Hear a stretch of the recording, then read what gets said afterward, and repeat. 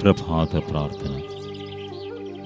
ലൂക്കായുടെ വിശുദ്ധ സുവിശേഷം 11-ാം അധ്യായം 1-ാം തിരുവചനം. അവൻ ഒരിടത്ത് പ്രാർത്ഥിച്ചു കൊണ്ടിരിക്കുകയായിരുന്നു.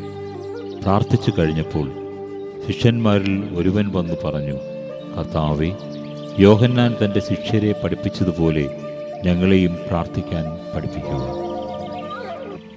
സ്വർഗസ്ഥനായ ഞങ്ങളുടെ പിതാവേ, അങ്ങേ അരുമ മക്കളായി ജീവിക്കുവാൻ ഞങ്ങളെ എല്ലാവരെയും അനുഗ്രഹിച്ച് ഈ ദിനം കൂടെ ഞങ്ങൾക്ക് ദാനമായി നൽകിയല്ലോ.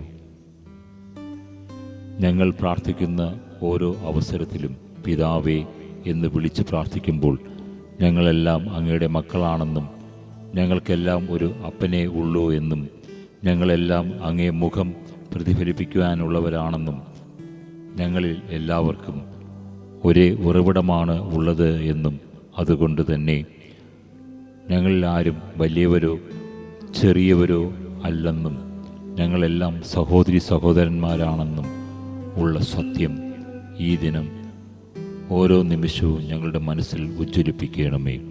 കർത്താവേ, ഇന്നുവരെ ഞാൻ പിതാവേ എന്ന് വിളിച്ച് പ്രാർത്ഥിച്ചിട്ടുള്ള ഞാനല്ല മാറേണ്ടത്. ആ മാറ്റം എന്നിൽ ഈ നിമിഷം മുതൽ രൂപാന്തരപ്പെട്ട് തത്തുല്യമായ ഫലം പുറപ്പെടുവിക്കുവാൻ അനുഗ്രഹിക്കണമേ. പരിശുദ്ധ അമ്മേ, ജപമാല രാജ്ഞി, ഞങ്ങളോടൊപ്പമായിരുന്ന് മാധ്യസ്ഥം പ്രാർത്ഥിക്കണമേ. ആമേൻ. വിശുദ്ധരുടെ മൊഴിമുത്തുകൾ.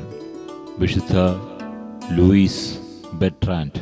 മനുഷ്യൻ നിന്നെ നിന്ദിക്കുകയോ കുറ്റപ്പെടുത്തുകയോ ചെയ്യുമ്പോൾ നിന്റെ ഹൃദയവും മനസ്സും ദൈവത്തിങ്കിലേക്ക് ഉയർത്തുക.